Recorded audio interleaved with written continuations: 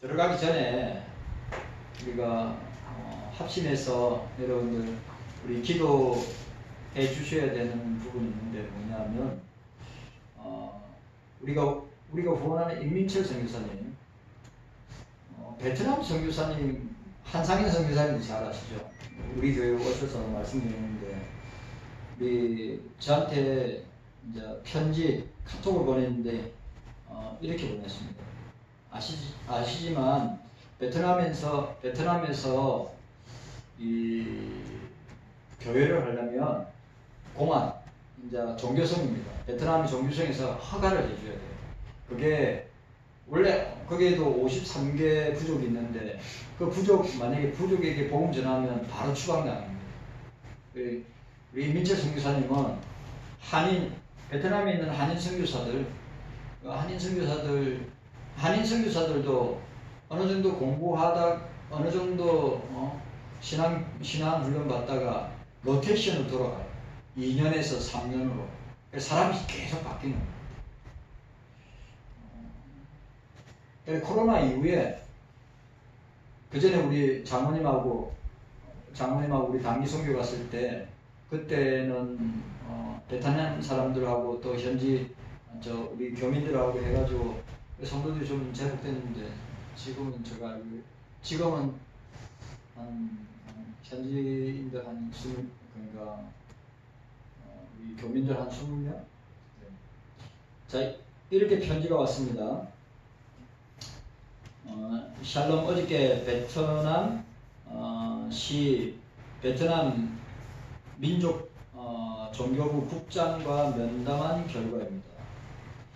작년에 신청했던 교회 이전 시청을 우리 쪽에서 신청 취소하라고 해서 오늘 취소를 했습니다. 이유는 지금 머물고 있는 시입니다. 베트남에서 제 비자가 문제가 있어서 저에 대한 종교 활동 허가를 당분간 멈추라고 공문을 보냈기 때문입니다.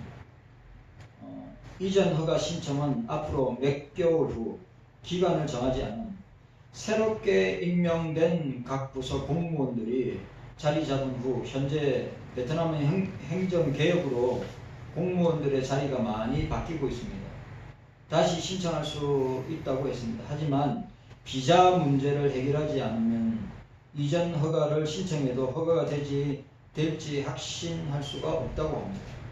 그 기간 동안에 그러니까 이제 못 모이는 겁니다. 허가를 안 받았기 때문에.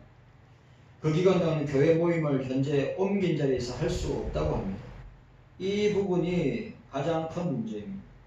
우선 급한 문제는 교회가 예배 모임을 할 수 있는 길을 찾아야 합니다. 이번 주 안에 찾을 수 있도록 기도해 주시기를 바랍니다. 베트남이 민철 선교사님 위해서 기도해 주시고 또 우리 베트남의 한상현 선교사님 우리 노예 소속인데 한상현 선교사님도 하여튼 고비를 몇 번 넘겼습니다. 왜냐하면 소수민족들 선교하면 안 되거든요. 베트남은 철저하게 걸려요. 중국도 마찬가지고. 그래서 한상현 선교사님이 하여튼 뭡니까 방광인가 하여튼 문제가 있어가지고 수술했다는데 여러분들 그런데 조직 검사를 또 해봐야 된다. 그래서 생각날 때마다 여러분들 기도해 주시기를 바랍니다. 카나다의 선교사 존 맥나이트 선교사는 1905년도에 카나다 장로교 선교사죠. 1905년도에 와서 복음을 전했습니다. 우리나라에 여러분 아시다시피 남장로교, 북장로교, 호주장로교, 그 다음에 카나다 장로교 대표적으로 우리 대한민국에 조선 땅에 와서 복음을 전했죠. 그런데 그 카나다의 존 맥나이트 선교사의 손자가 이제 한국 교회를 보면서 이렇게 이야기했습니다. 뭐라고 이야기했냐면 자기 할아버지가 조선 땅에 왔을 때 오직 예수 그리스도의 복음만 전했다고 합니다. 근데 지금 그 손자 선교사 존 맥나이트 선교사의 손자 선교사가 지금 대한민국의 한국 교회를 보면 WCC나 또 NCCK나 로잔이나 또 WEA의 그런 종교 혼합주의와 종교 다원주의와 종교 일치주의와 종교 통합주의의 행보를 걷는 것을 보면서 한국 교회는 건물만 있고 예수님은 없는 것 같다. 한국 교회는 건물만 있고 예수님은 없는 것 같다. 고 노골적으로 이야기했습니다. 우리가 그런 이야기 들을 때마다 저와 여러분들이 이 시대적인 상황 앞에서 이 한국 교회의 모습 속에서 저와 여러분들이 주님 앞에 회개하고 자복하고 통회하면서 우리 한국 교회가 진짜 바로 설 수 있도록 여러분들 아시다시피 이 WEA를 여의도 순복음교회 이용 목사하고 사랑교회 오정현 목사가 하는데 물량주의로 돈으로 사람으로 밀어붙이는 것입니다. 그래 존 맥나이트 선교사 그 손자 선교사가 그런 한국 교회의 모습을 보면서 그 이야기를 하는 거예요. 한국 교회 예수가 없는 것 같아요. 여러분 제가 중국 가정교회 선교사가 중국 가정교회 목사가 유럽과 미국을 돌아보면서 뭐라고 이야기했습니까? 유럽 교회와 미국 교회는 은과 금은 돈은 많은데 예수님은 없는 것 같다.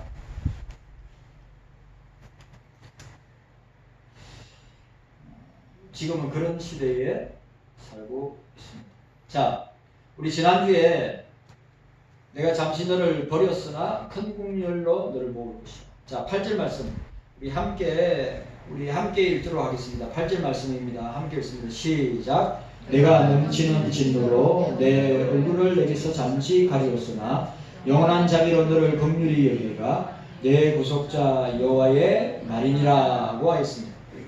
내가 분노의 홍수로 이 마수라 사본에 나타난 히브리어를 직역하면 내가 분노의 홍수로 인하여 너로부터 내 얼굴을 순간에 숨겼다. 그러나 내가 영원한 인자로 너를 긍휼히 여겼다. 너의 구속하신 여호와께서 말씀하셨다라고 말씀하고 있습니다. 자, 우리가 여기서 이사야 선지자는 내용을 확장하고 있습니다. 또 8절에는 여러분 아시다시피 7절에는 이스라엘 백성이 바벨론 포로로 끌려간 것을 이사야 선지자는 여호와께서 이스라엘 백성들을 버리신 것으로 표현했습니다.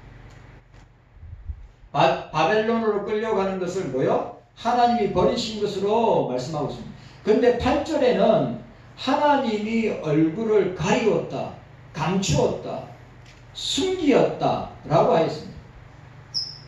그러니까 하나님께서 당신의 얼굴을 숨겼다.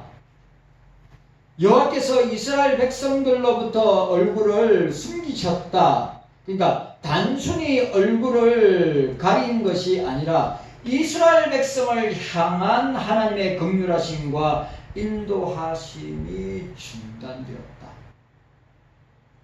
그러니까 여러분, 우리가 이 시대를 살아가면서 교회와 주님의 자녀들과 백성들의 가장 무서운 징계와 심판이 뭐냐? 하나님의 얼굴을, 주의 얼굴을 가리우는 거예요. 이게 뭡니까? 하나님의 긍휼하심과 인도하심이 중단된 상태. 여러분, 그것보다 하나님이, 주님이 우리와 함께 하지 않는다. 주의 성령께서 우리와 함께 하시지 않는다. 아니, 주의 긍휼과 자비와 사랑이 우리 가운데 함께 하지 않는다. 그것보다 더 큰 징계와 심판이 어딨습니까? 맞죠? 여러분 생각해 보십시오. 주님이 마태복음 28장에 세상 끝날까지 우리와 함께 하신다고 했는데 오늘 이사야적인 표현으로 이사야에서 나타나는 이사야적인 표현으로 말한다면 내가 너희를 향하여서 얼굴을 가리울 것이다. 이 말은 하나님의 긍휼과 자비와 사랑, 헤세드 그리고 뭐라고 이야기하고 있습니까? 하나님께서 동행하고 함께 하시고 인도하심이 중단된 상태의 모습. 이게 교회와 성도들에게 가장 큰 무서운 징계라고 생각합니다. 왜? 주님이 교회와 함께 하지 않는다. 주님이 성도들과 함께 하지 않는다. 그거보다 더 큰 징계와 심판이 어디 있습니까? 그런데 여러분 이사야서나 예레미야서나 에스겔서나 다니엘서나 우리 12선지서의 핵심이 뭡니까? 하나님의 얼굴을 돌이키시고 그들을 향하여 영광을 나타내시지 아니하시는 모습. 결국 그들은 어떻게 됩니까? 하나님의 인도하심과 하나님의 긍휼과 자비와 사랑이 함께하지 않는 이스라엘 백성들, 남유다 북이스라엘은 어떻게 됩니까? 결국 나가게 되는 것입니다. 여러분, 주님이 우리와 함께 하셔야 합니다. 주의 성령께서 우리와 함께 하셔야 합니다. 한국교회와 오늘 우리 경소교회와 저와 여러분들에게 가장 큰 징벌, 가장 큰 징계, 가장 큰 심판이 뭐냐? 주님이 함께 하지 않는 것. 주의 성령께서 함께 하지 않는 것이다. 라고 하는 것입니다.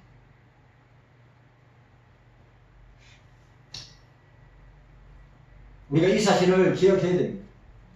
자, 마스라 본문은 7절과 달리 여호와께서 얼굴을 숨기신 이유가 넘치는 진노 때문이라고 강조하고 있습니다. 자, 따라합시다. 넘치는 진노. 넘치는. 자, 오늘 이 표현이 창세기 어떻게 나옵니까?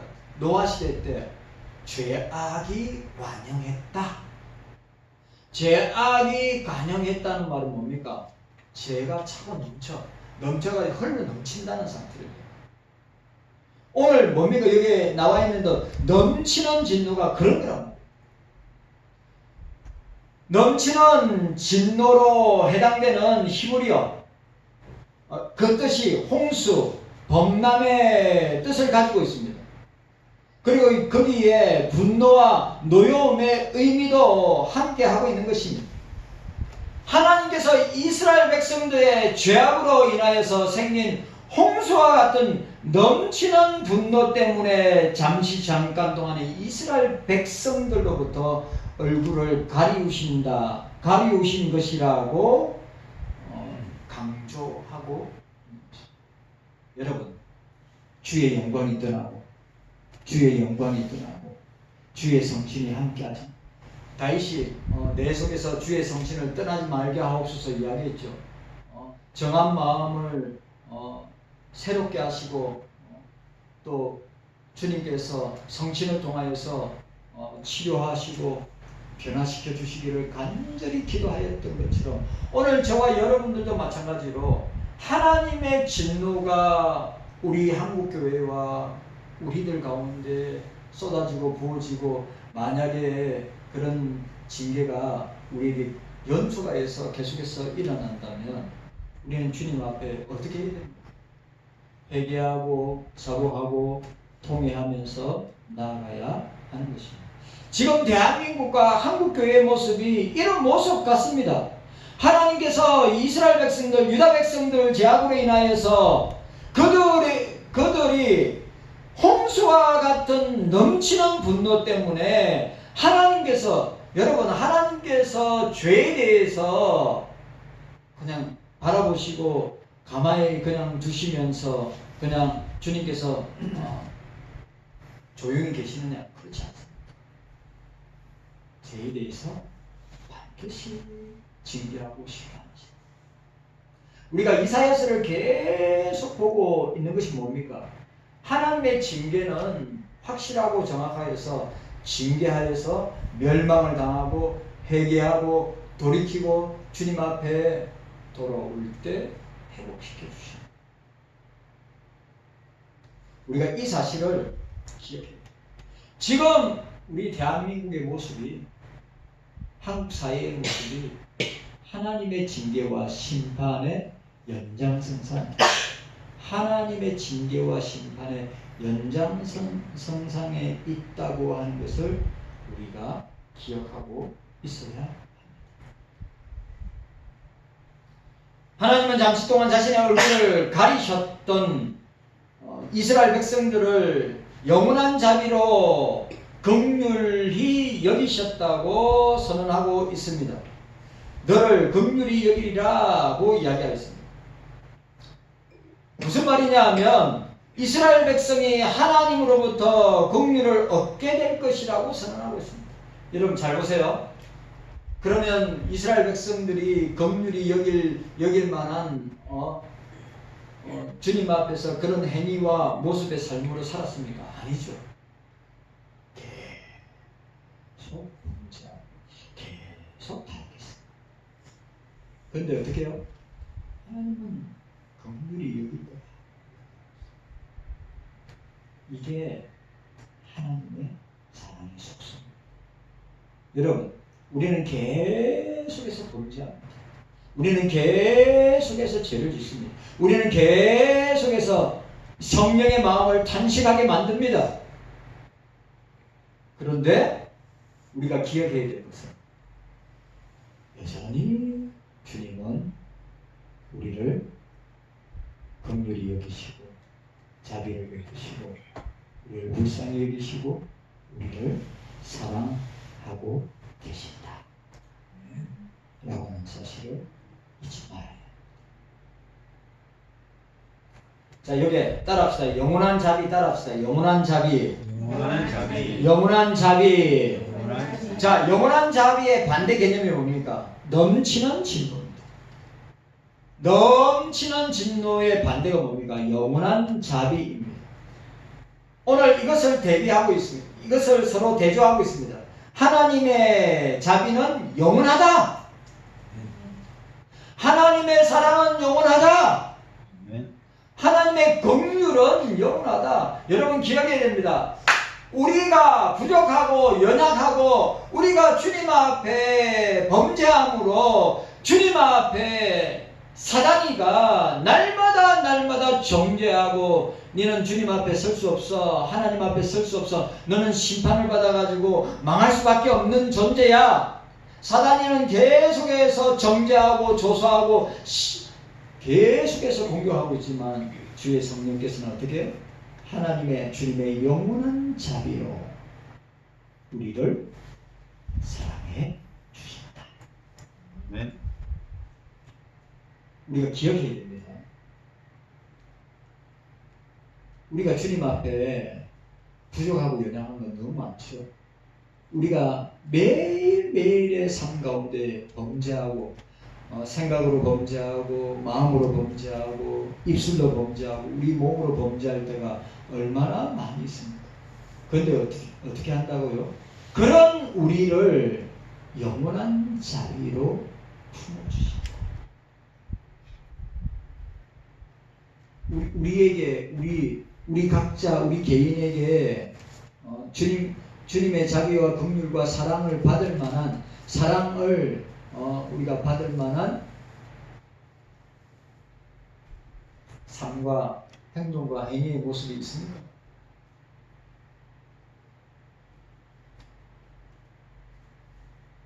사도 바울은 우리가 아직 죄인 되었을 때 그리스도께서 우리를 위하여 죽으심으로 하나님께서 우리에 대한 자기의 사랑을 확정하셨느니라. 하나님의 진노가 홍수처럼 온 세상을 덮었지만 하나님의 의로우신 구원이라고 하는 불변의 바다에 비하면 아무것도. 여러분, 하나님의 사랑은 다함이 없다. 하나님의 사랑은 불변하다. 네. 하나님의 사랑은 끝이 없다. 아멘. 우리의 죄성, 우리의 연약과 우리의 나태와 우리의 안일함과 게으름과 우리의 죄성에 비교하면 하나님의 사랑은 영원한 사랑입니다. 그걸 우리가 알아야 돼요.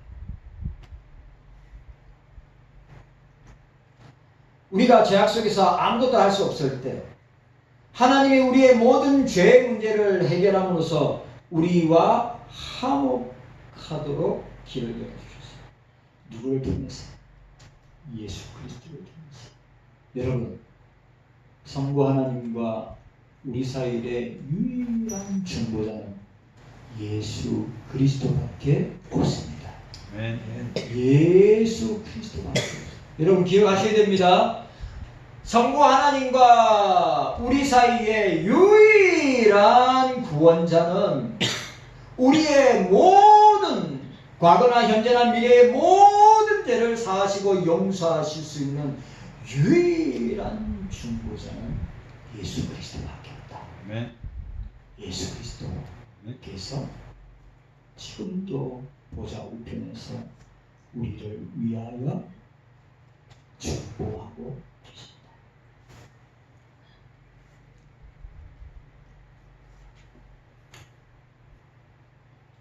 이스라엘도 마찬가지입니다. 유다도 마찬가지입니다. 우리에게 남은 것은 무엇입니까?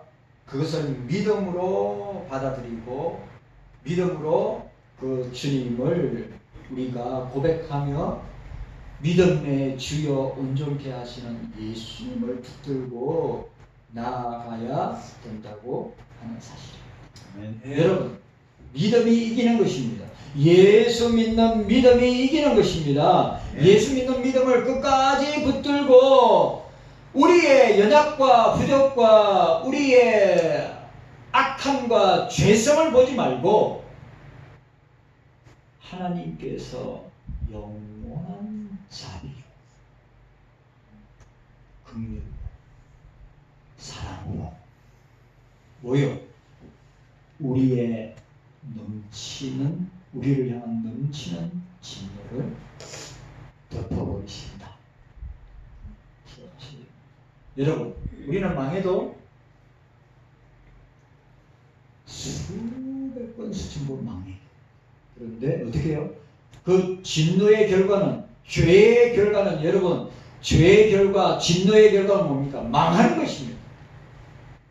영원한 지옥의 심판을 당하는 것입니다. 그런데 어떻게 해요? 그 진노, 그 죄를 하나님의 영원한 자비로 사랑으로 덮어버리기 때문에 우리가 죽지 아니하고 하나님 앞에, 주님 앞에 설 수 있는 것입니다.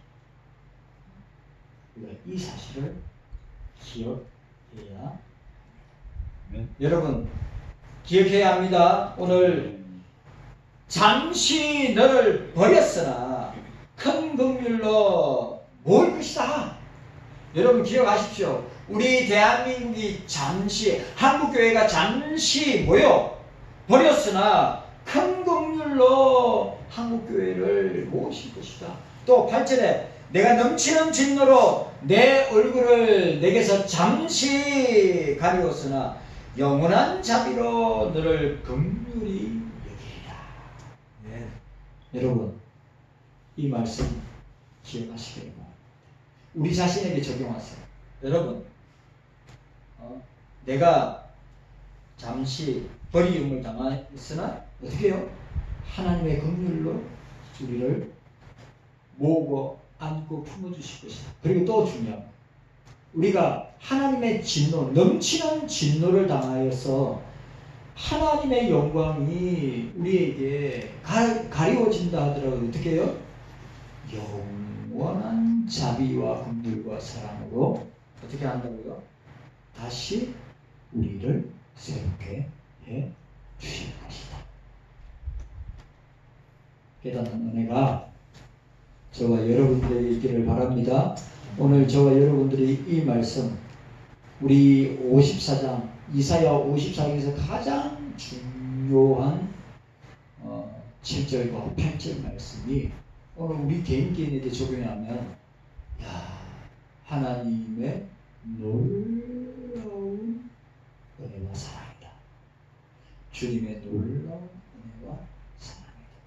우리는 망해도 벌써 망해야 되는데 우리를 다시 품어주시고 우리가 하나님의 진노로 넘치는 진노로 우리가 멸망을 당해야 되는데 하나님의 긍휼과 자비와 영원한 사랑으로 우리를 새롭게 하시고 품어 주시는 줄로 믿습니다. 아멘. 오늘 저와 여러분들이 이 말씀 꼭 씹으면서 내 자신에게 적용할 때 내가 이런 놀라운 하나님의 사랑과 은혜와 구원을 받은 존재입니다. 기억하시고 승리하며 나가는 우리 7월달, 자 7월달 이 폭염의 날씨와 열대야 가운데서도 오늘 이 말씀 생각하면 얼마나 우리 시원하고 또 우리에게 은혜와 기쁨을 주는 말씀인지 모르겠어요. 그런 저와 여러분들 되시기를 주의 이름으로 축원합니다. 주님 감사.